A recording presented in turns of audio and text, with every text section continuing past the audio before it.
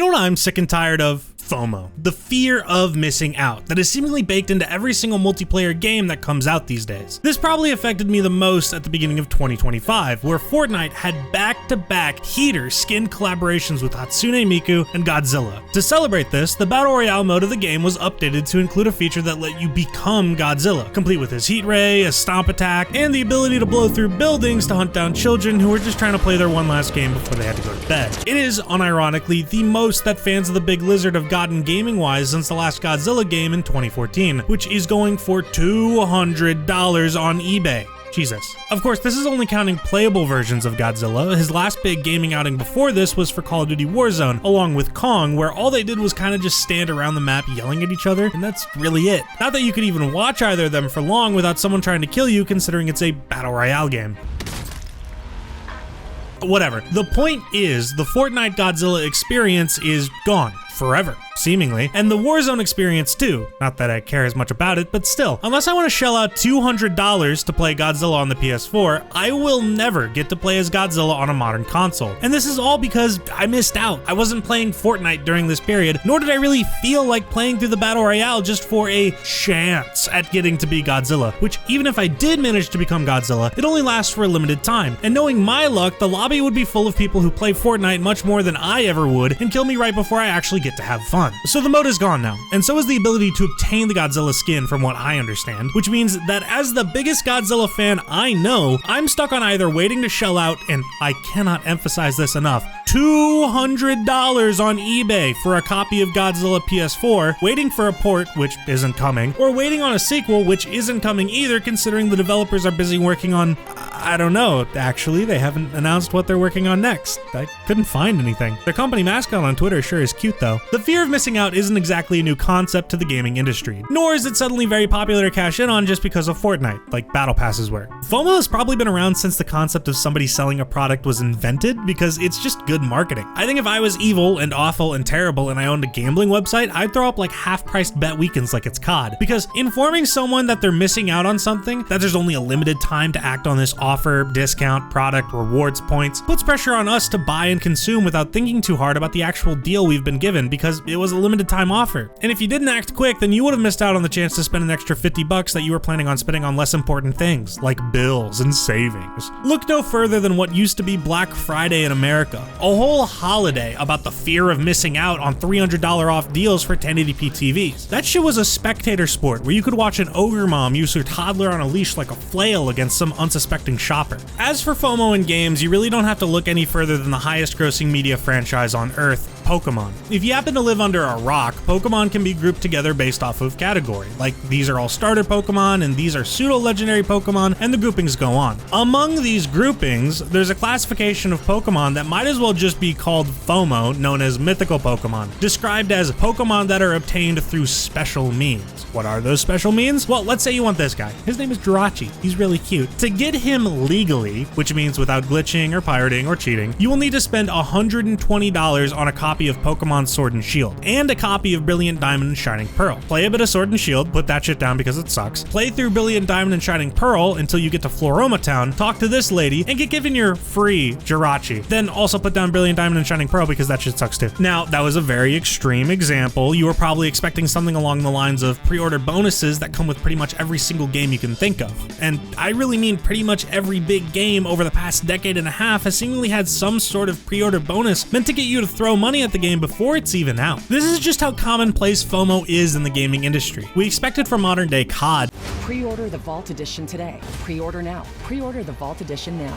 Call of Duty Black Ops 6. Pre-order now. But even going back all the way to 2007, Halo 3 had pre-order bonuses. Thankfully, it wasn't anything really in-game, but fast forward to Halo 4, and that was thrown out the window in favor of store-specific armor customization pre-order bonuses. Holy yap, this line took me 10 tries. Also, oh my god, these are so fucking ugly. Here's the Best Buy armor. This is the GameStop armor, and this one is supposed to be the Microsoft Store bundle, but my personal conspiracy theory that no one has ever heard of is that this was most definitely meant to be a Target exclusive armor pre pre-order, but that deal never went through for who knows why. That isn't even the most egregious pre-order bonus we've ever seen. I mean, can you imagine paying $130 on Dark Souls 3 so you can get a plastic Estus flask that looks like one of those lime squeeze bottles? But watching this right now, your mind is probably jumping to the Fallout 76 canvas bag, which honestly, I'm not even sure ranks as the worst thing that came from that launch. From the helmets that mold for some reason to the $80 plastic bottle of rum, I'm really not sure what was going on at Bethesda in 2018 for them to be that screwed up.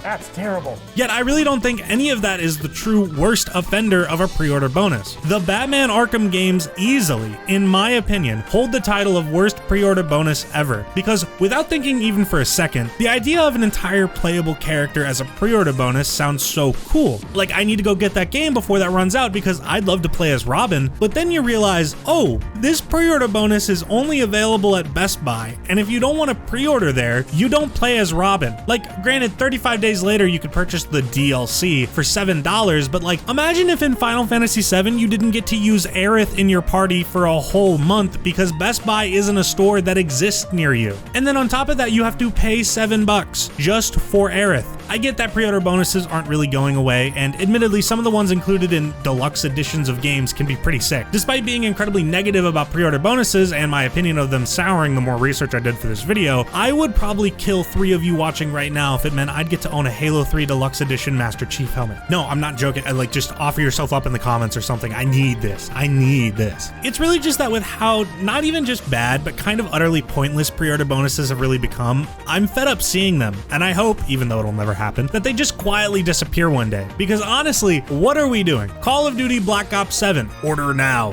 Vault Edition, Who is Karma, Harper, Ted, or Reaper EWR3. I get a battle pass, 1100 CP, still a terrible name by the way, 20 tier skips whenever the first battle pass comes out, Ultra Gobblegum Pack. Who is buying these anyway? I think the only thing people are actually pre-ordering for is early access to the beta, but like, does anyone actually want these? Are these iconic characters I don't know about? Will I find out in the thrilling 3-hour-long campaign? Who knows? And pre-order bonuses, truthfully, really aren't even the worst of it. The new strategy for FOMO experiences in live service games is easily the worst part about the fear of missing out, because instead of it just being cosmetic things I'm missing out on, it's entire experiences. I mentioned it at the beginning of the video, but I really would love to play as Godzilla in Fortnite Battle Royale right now, but I'll probably never get the chance because, well, it's a limited time offer due to contracts and IP rights, and Fortnite just needing to keep the experience fresh, or else they might get a 1.2% dip in players over time or some bullshit. I just couldn't imagine being one of the many talented animators or developers behind the concert experiences, and when you tell people and they say, oh, that's so cool, you gotta work on Fortnite, where can I experience your work in game? All you can say is, oh, well, actually, you can't experience it because you missed out, but you can watch someone else on YouTube play it for you. And the concerts are probably a bad example, seeing as they are, at their best, an interactable YouTube video, but for something like Godzilla in Fortnite, it's a startling trend to see picked up by other live service games. Fortnite's old map comes back for a season, then it's gone. You can play the original Overwatch 1 experience in Overwatch 2 for a limited time, but then it's gone. The original version of Call of Duty Warzone that most people enjoyed back during the lockdown is completely gone, and speaking of completely gone, you can't even play the full version of Destiny 2. Like most of those campaigns for Destiny 2, important story events, maps, are just completely gone, and you can't play them until Bungie decides to pull them out of the Destiny content vault. To explain to you when they might do this, I'd like to read the beginning of an article by Paul Tassi published in January of 2024. The game has reached a point where the missions and expansions and DLCs Bungie put in the content vault have been in there longer than they were in the game in the first place. It makes things feel so temporary in the live service space, and for people who don't play live service games, I can imagine someone that would say,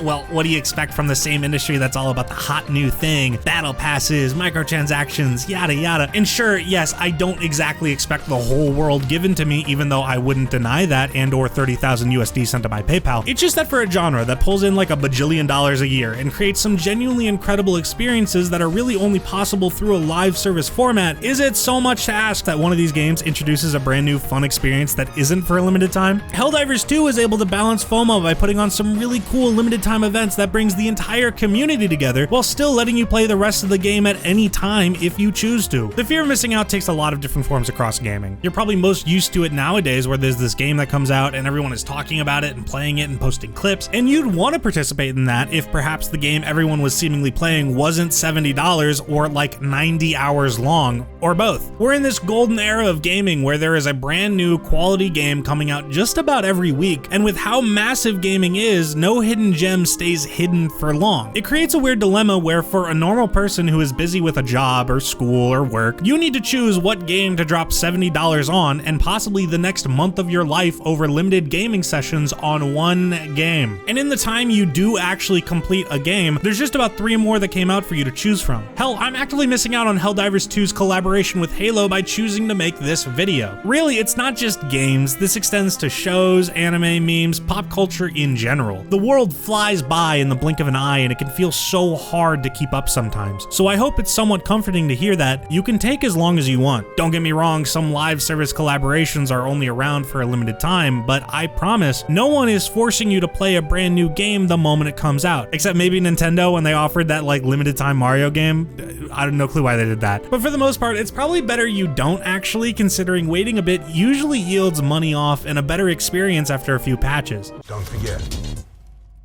the game is fixed. I certainly wouldn't be happy if I paid $70 for Metal Gear Solid Delta and I got to watch my cutscene go from 60 FPS to 30. The point is, chill out, take a moment, go play an old game you still probably have in your library that you've never gotten around to. I am on probably my 18th playthrough of Fallout 4, and it's about to be my 19th because my save got corrupted 4 hours in, which means I need to completely restart the game, as Todd intended. Do whatever you want, play whatever you want. Don't fall for some silly marketing tactic making you think you need to play these games when everyone else is playing them. They're not going anywhere. If you enjoyed this video, consider subscribing and maybe consider watching another.